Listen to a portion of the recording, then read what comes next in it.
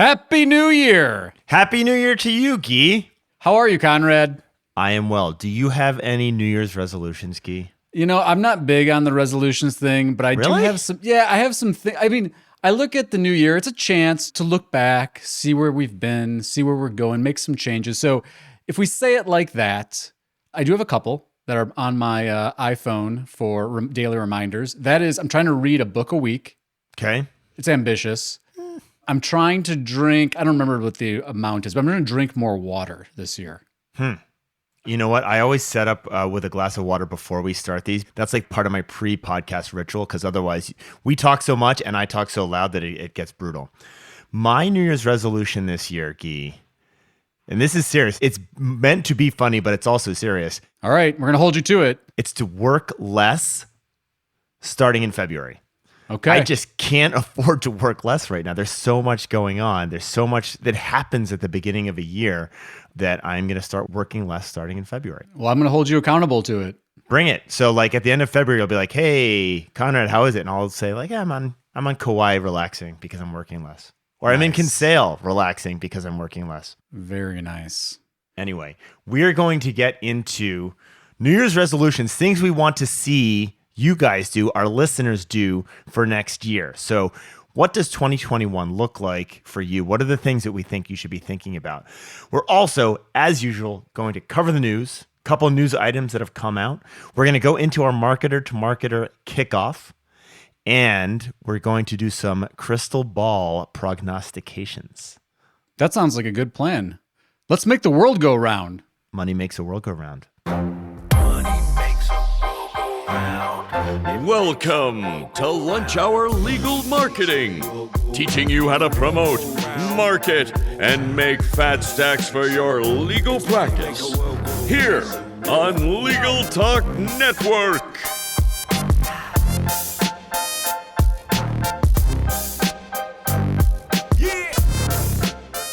Welcome to Lunch Hour Legal Marketing. Before we get started, we wanted to thank our sponsors. LexisNexis Interaction, the leading client relationship management solution purpose-built for the way law firms engage with their clients. Learn more at interaction.com. And thanks to Alert Communications for sponsoring this episode. If any law firm is looking for call, intake, or retainer services available 24/7, 365, just call 866-827-5568. And I'm going to mention here, we're going to come back around at the end of the show to talk about the importance of services like Alert Communications to make your marketing dollars go further.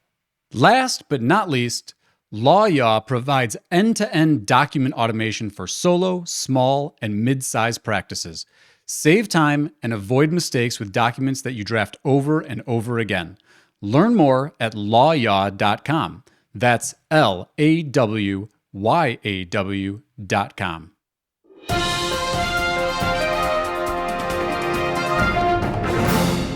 All right, big stuff in the news, Gyi. And, you know, typically December is the sleepiest time for technology and for lawyers and for the news. And yet they all came together over the last month since we last talked. There's some big legal stuff going on with Facebook and Google as it pertains to antitrust. What do you think is going to happen here, Gyi? Yeah, nothing. No. Okay, I think moving to the next segment. No, I think I was forced to actually do the research on this one because we all know the headline. There's several, or at least two, major antitrust lawsuits. I want to even zoom out for a second. There's a reckoning coming for digital media in general. Rand Fishkin, who's been a guest on this show, grateful for that, had a post that talks about ad waste. There was a Freakonomics podcast episode recently about ad waste. There's these antitrust lawsuits going on.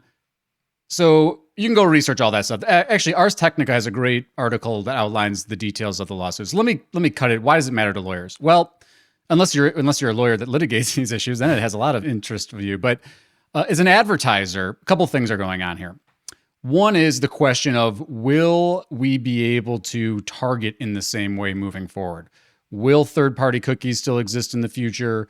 Will these anti-competitive activities of the platforms cause them to either be broken up or limit the functionality, which could do a couple of things. One, it could drive up cost per acquisition costs, right? So there's a chance that if done a certain way, the result of these suits could turn into more waste in the system. So can you go into the whys? Because that's really fat. That's like the classic economics unintended consequences. Can you get into just a little bit of the why on that? Well, if they do something so part of the conversation, this isn't directly to the root of these lawsuits, but it's part of this conversation, is this issue of consumer privacy, right? So the more targeted, ideally, because it's not always true, but the theory goes that the more you can target based on interest, based on user behavior, the less waste there is for an advertiser. And so you're only showing ads and paying for ads in front of your intended audience. If you limit the ability of the platform to target, so you're going to have less targeted ads, there's a potential consequence here that the cost per acquisition goes up because you're going to have to spend more money to get into a less targeted audience. There's going to be more waste, lower conversions, yada, yada, yada. The other thing that can happen, though, is that if they end up breaking all these companies up or changing the rules around privacy or changing how they function from a competitive standpoint, there's a chance that you could actually improve the situation. I mean, certainly improve the situation for consumers, but it could improve the situation because the idea from an antitrust standpoint is it brings more competition into the ad platform space and the publisher space, and that will actually bring costs down. So, there's a lot of moving parts to this. I'm not an expert on it, but I think that's something for us to keep our eyes on. But the reason I said nothing's going to happen is because we're probably talking about 2 or 3 years. I mean, Google, these folks are going to put up a big fight. This is not going to be changing overnight. So do you think there are people SEO optimizing for Google lawyer, antitrust expert, best of California? Sure. GoogleAntitrustLawyer.com has already been taken. Darn it. Okay, speaking of the big G, algo updates all over December 3rd, December 8th, December 10th. If you are carefully monitoring your organic search, expect that to have gone completely haywire. And that happened during December, during which your data for organic search in legal is going to go completely haywire anyway. So it's very difficult to look into any crystal balls and have any understanding of how that actually impacted anything. My advice to you is to see what happens in January and decide whether or not this is something you need to worry about or not. Maybe it was a benefit for you. But that was a big thing. The other thing, Gyi, this is going to be our very first self-serving announcement. Haha. Tell everyone what's coming up on April Fool's Day of this year. The best gosh darn legal conference, legal marketing conference. Gosh darn? That's so very Midwest of you. Well, I keep it very, G-rated on the show. So Gyi, Conrad, Casey Mraz, and Mike Ramsey, bedlamconference.com, April 1st. Check it out. We will be sharing virtual. I'm not getting close to Gyi. It'll be online, and we're looking forward to kicking that off. So check out bedlamconference.com to learn more about that if you're interested. Moving on. We're not going to stop talking about ourselves. We'll start talking about you. Marketing that podcast. Now that we have everything kind of kicked off we talked about marketing that podcast, Gyi and I have a challenge against each other to try and drive paid efforts to improve the listenership of this podcast. And we're doing that to share with you how we go about marketing our stuff for our clients. So Gyi, what are some of the key principles that people need to be thinking about when they're running the market? What are some of the things that we set in place in order to make this happen? So obviously tracking, we talked a lot about in the last episode, setting up UTM parameters, identifying what your key performance metrics are going to be. So whether that's a client or a qualified lead or target cost per case or a number of new open files. For us, we've decided that's going to be clicks onto the subscriber links. We talked a little bit about why we can't get all the way to subscribers, which for folks that advertise or host podcasts is a tough nut to crack. What else? We talked about testing ad copy, different creative. And the importance of having very different creative, right? Because you're looking for statistical changes. And if you have things that are very similar, the difference in the statistics is very low, making it difficult to pick a winner. Whereas if you're trying to tell the difference between two very different things, like for example, are elephants bigger than mice, you don't actually need as much of a sample size to make that assessment. So that becomes really, really important. All right. So now that Gyi and I are in this deathmatch competition to market this podcast, we want to also take a look back into 2020. Actually, most of 2020 we don't want to look back at. But for this, we are going to.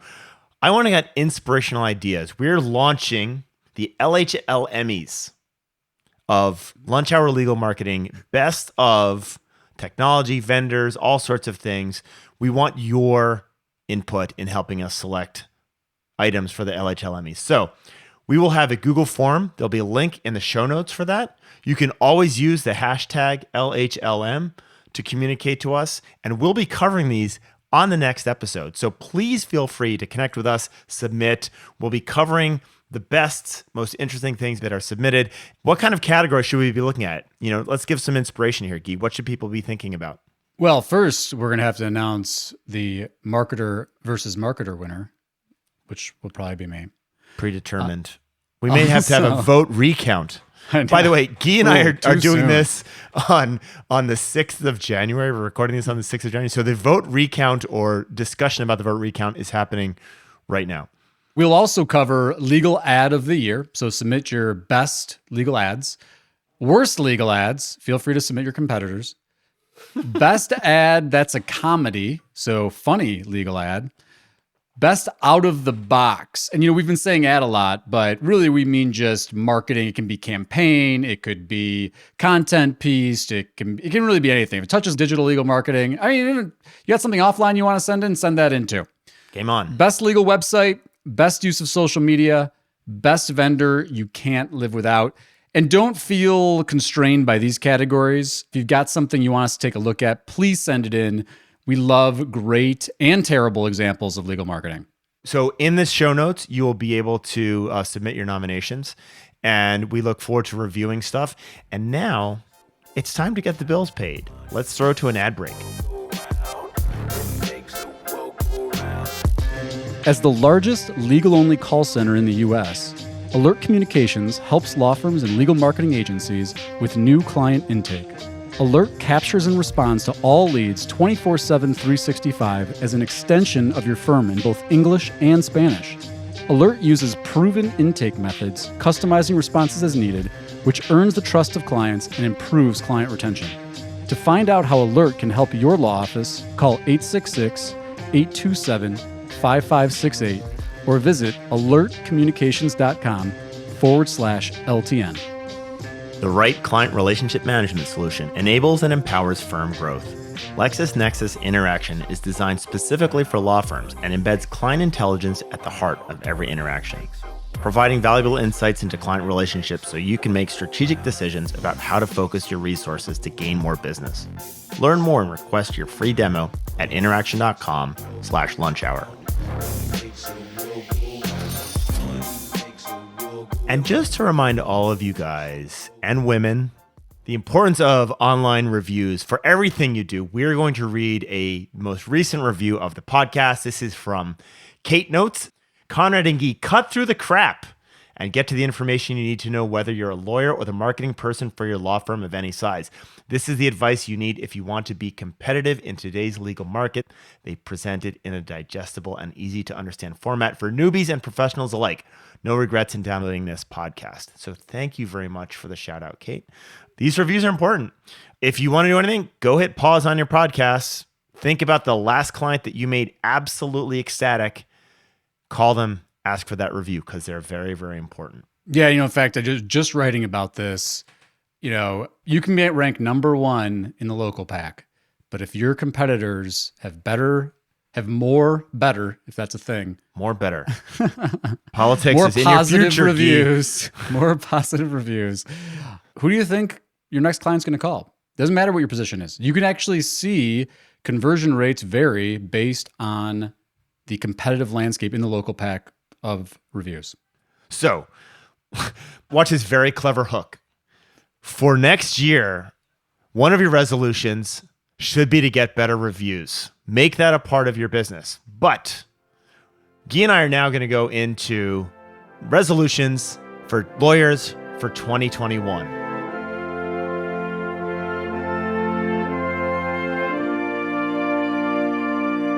This is a very, very slow rendition of the Old Lang Syne. It's beautiful. It was. I feel like standing. Oh, good gravy. We're still going. Okay. So, Gyi, what is your resolution that you think lawyers should make for marketing their practice in 2021? Make this the year that you stop being what I'm calling a one-channel pony. What's a one-channel pony, Gyi? So you see this come up we talk to lawyers about this. We see it come up in lawyer Facebook groups and other online lawyer groups. Someone will say something like, who are you using for SEO? Or who are you using for paid search? Or who are you using for social media ad management? And then you get a bunch of lists of all these different vendors. And then what happens is they hire one of these people, and then all of their marketing budget goes into that one thing. And, maybe they had some success, maybe they don't. The magic that happens in digital is from integrated campaigns, right? You pay for a click, you nurture that contact in a variety of ways, whether it's retargeting, email campaigns, social, paid search ads, and content marketing. And so I think lawyers need to make it, they've come a long way in the last 10 years, but I'd like to see them take the next evolution, which we see in almost every other business context that buys digital media online or does digital marketing, to take an integrated approach to your marketing. Don't get so hyper-focused on that linear funnel, search ad, click, call, hire, right? Start to think more multi-channel and how you're nurturing that journey. Because again, especially in the context of a plaintiff firm, you're going to be advertising to people. They don't need you right now, but you want to be in their consideration set when they do. And you do that through this concept of integrating your marketing. So, one of the things, I think this has come out of Gyi, my experience is like, this has really been pushed by the vendors who by and large are one-trick ponies. I'm a PPC shop. I build blogs for lawyers. I write content for lawyers. I do social media for lawyers, right? And so I think this is really heavily driven by what I will call, when you're a hammer, the world looks like a nail, vendors. Yep, I think you're right. Here's my New Year's resolution. And it ties into what you're talking about. Learn and have a system in place, the concept of an intake qualified lead. You guys all know what this is because you yell at us all the time. As agencies, we get this all the time. Yeah, I sent you 65 leads last month. Yes, and they were all crap, Conrad, so I don't care. Well, the reality is they probably weren't all crap, but they felt like all crap because you wasted a ton of time talking to bad leads, okay? So what I mean by intake qualified leads, and I think you need to start evaluating what Gyi was talking about, your multi-channels, right? You need to start evaluating those channels, not on the leads that are delivered to you, but the intake qualified leads. And right, you guys already know this. The problem is marketing people like to send you the number of leads that they sent you because it's a number. But even if it's the pizza guy dropping off pizza for the Friday conference dinner, or it's opposing counsel calling you, it's still showing up as a lead. Get down to intake qualified lead and have that by marketing channel. And in order to do that, you need a solid intake management software. So that is the New Year's resolution I would like you guys to adopt. Work on codifying the concept of intake qualified leads for every single inbound that you get, and be able to filter your marketing channels by that as opposed to just the raw number of stuff that comes in. Gyi, I don't have a single lawyer that I've talked to in the last 6 months who has that set up correctly as a prospect. I have not talked to a single one. I don't know if you have or not, but I have not. I don't know if I have off the top of my head. It's very important though. Okay. My number 2 is it's a resolution, but I guess this is how resolutions go. It's something that's ancient, and it ties into some of this stuff. But dump the vanity metrics, and I even hear, and I'm guilty of it myself. I'm guilty. I'm like quasi guilty. I'm not going out and telling people to get Twitter followers or anything like that. But we even talk about things like engagement metrics, right? So, hey, it's great that you've got engagement. That's all well and good, but again, driven by the marketing people. At the end of the day, you need to see your firm through the lens of your audience. So things like, I mean, we talk about reviews, right? But I see ads all the time, like legal ads, and I'm like, I guarantee you that lawyer is not that happy about that ad. So whether it's because they didn't approve it or they don't know where the ads are being run or they're running display ads on sites that the lawyer wouldn't be proud of, or there's social media content that you look at and you're like, and I know these lawyers, they're probably cringing too, but their marketing person's like, oh no, this stuff works. Dump the vanity metrics, see it through the lens of your client, and position yourself, and it goes back to integrating, position yourself in a way that you want to be seen across all these channels. Be consistent with it, and don't get sold on like, oh, you got 500 YouTube views? So what are your most hated vanity metrics? I love that. That bounce is such rate. I hate bounce rate. Well, okay. It's such a dismissive way of saying it. I love how you couch that. So bounce rate. What else? What do you hate? Like numbers, frequency of posting, raw backlink numbers. Gosh, I don't know. This could go on for the whole year. We could do an year. episode on vanity metrics. We could. Hey, how about we do this? I'm going traffic. I'm going to preview. We may have an upcoming segment sponsored by someone who's really, really smart about metrics for law firms. So love it. There we go. I'm just putting that out as a teaser. You are like looking into a crystal ball here. We're going to get to crystal balls in a second. My number 2, answer the phone. Please. Classic. Answer the phone. And here's the thing. So we just lost 10% of the listeners because they're like, yes, I know that these guys are stupid. No, they're like, my phone's ringing. I wish you'd like press pause, answer the phone. But this is the problem that I get. Every time I talk to a lawyer, they tell me that they're great at answering the phone, right? And I'm like, yeah, but I called you and I got voicemail, or I got your phone tree. And what happens when someone calls you after hours, right? So it's not just answering the phone. It's answering the phone with a person who does a great job of representing your firm, who stops the prospect search for a new lawyer. Right. And how do you do that? You have the person who answers the phone in your office, or if it's a third-party system, have access to your calendar and they book you for that initial consultation. That stops the search. So it's not just answer the phone, although answer the phone, because most of you guys do a much worse job of that than you think you do. Get data around that if you can, but also the process of that is to stop that person's search. And taking down a message that, yes, I'll have Murphy get back to you when he's in the office is not good enough. It's not good enough because that prospect continues to look. Yep. And it's not, and I'll even take it one step further. It's not just answer the phone. Your marketing people set you up with a Facebook page and a Google My Business profile and a live chat thing. And who's fielding all those inquiries? I can't tell you how many times we look at a new Facebook page and it's just a stream of messages in Facebook, some of which are actually like, they're actually, how did you say, intake qualified leads? Intake qualified. Sitting right in their inbox. But, you know what? It was 3 months ago because nobody's fielding the Facebook messaging system. So don't even bother calling them back now. So I know we went through almost an entire episode without talking about Google Screened. I knew you were going to do it. I know. It's like I have to do it. But use the Google Screened app. It's really good. Like, respond. It's like it's there to be with you all the time and let you know when people are trying to talk to you. Use this stuff, people. Respond. Make sure the appointment URL that you're using is one that you intend to be in there. Gyi is coming in hot. Do you want to name these guys? Nope. You don't?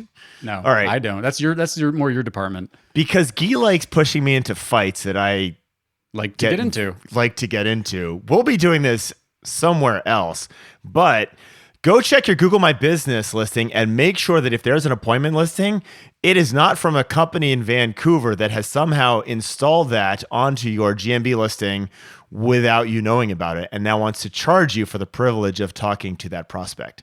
More on that later. This part of our conversation not brought to you by Legal Talk Network. It's just Conrad being a jerk to an unscrupulous vendor. All right, let's all take a second and calm down and go to a quick ad break. No one cites routine drafting as the reason they chose to become a lawyer, but that's where a lot of time goes for solo practitioners and small firms. LawYa can help you transform your existing Word documents into reusable templates with no coding required. Save time and avoid errors with intuitive features like conditional logic. Use a tool that empowers your experience and expertise. Learn more at lawya.com. That's LAWYAW.com.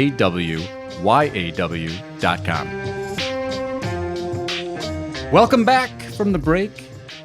Now we would like to go to our segment, Conrad's Crystal Ball. So we're going to look into the future, Gyi. Are you looking into your crystal ball? I am. It's showing me something really, really fascinating that is technical and nerdy and legal and markety. Are you seeing the same thing? I'm actually have images of when the president put his hand on that glowing orb a long time ago. Remember that? So, listen, we avoided politics and we avoided Google screened ads until the end of the show. I think we were on a good track and we've just screwed it up. Next time. Okay, Gyi, when you look into 2021, what do you see in the crystal ball? I see ads. I see more ads. I think it's ads and spam is what I see, sadly.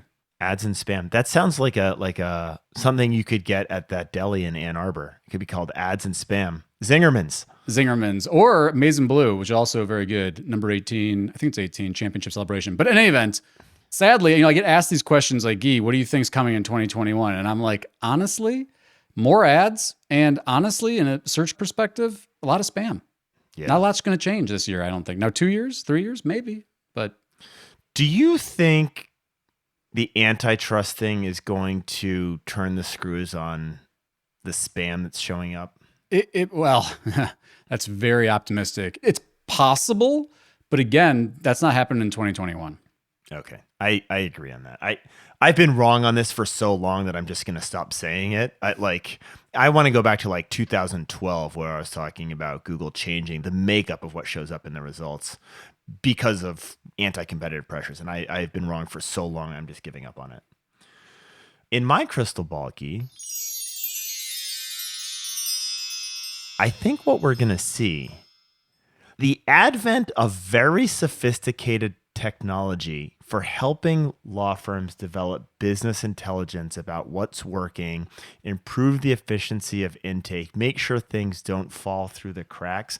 So there are quite a lot of products out there that can help you really run your law firm more efficiently from an intake perspective to even just running the firm. And that level of software and that level of expertise delivers amazing customer service because things stop falling through the cracks. You stop having situations in which you're not getting back to someone in a timely manner, where you know that if someone fills out a form, they are getting responded to within 2 hours instead of 2 days. Gyi, you work with Lawmatics, so you weren't going to bring up your own investment, but I know you're invested in Lawmatics. There's a bunch of other ones. Clio Grow, that was a company that Clio purchased and rebranded as Clio Grow. It integrates really well with Clio.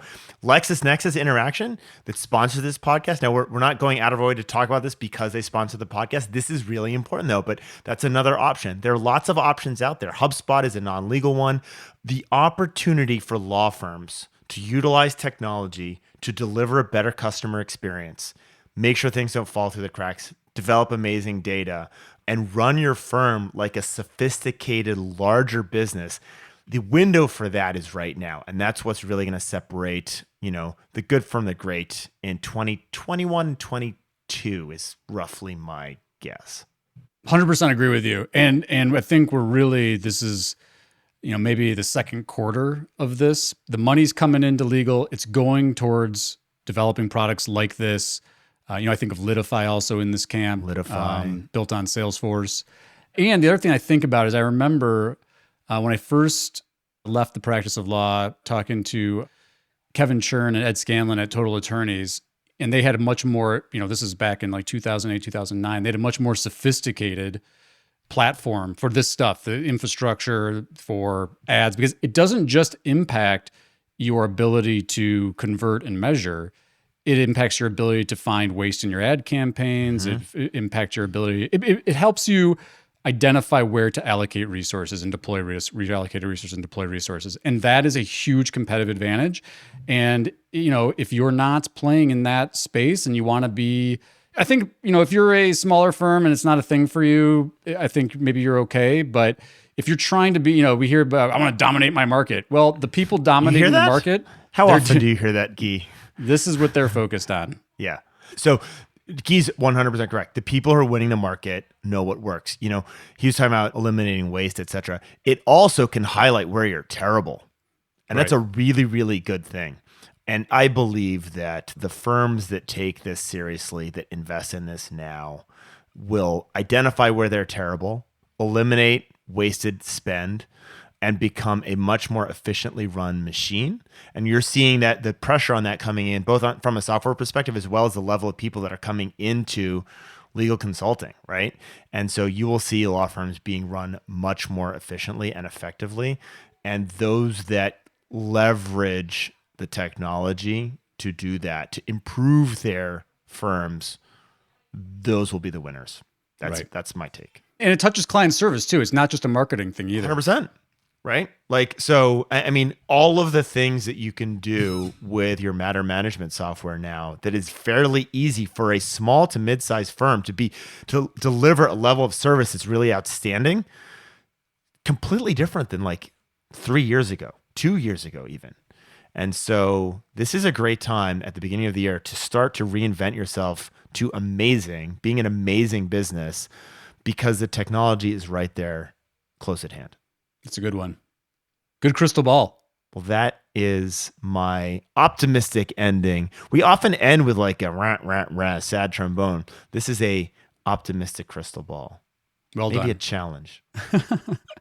Well, dear listeners, thank you so much for dropping in for this episode of Lunch Hour Legal Marketing. If you just stopped here randomly, please do subscribe on your favorite podcast app, Apple, Spotify, Stitcher. We're all over the place. And please do give us feedback. We want to hear from you. Leave a review, contact us, hit up the hashtag LHLM on Twitter, and send us those nominations for our upcoming contest. Until next time, this is Gyi and Conrad, Lunch Hour Legal Marketing.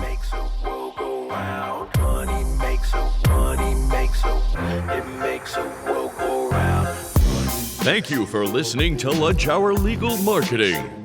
If you'd like more information about what you heard today, please visit LegalTalkNetwork.com. Subscribe via Apple Podcasts and RSS.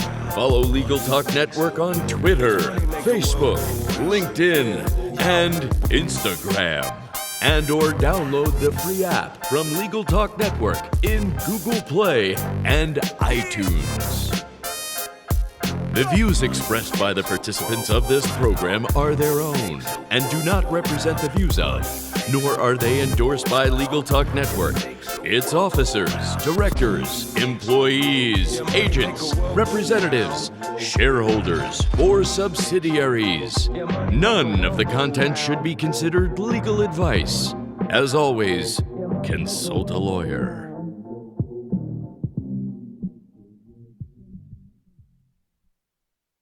So along with this little competition that Gyi and I are going to run against each other, we're going to do the LHM wires. We want lunch hour legal marketees.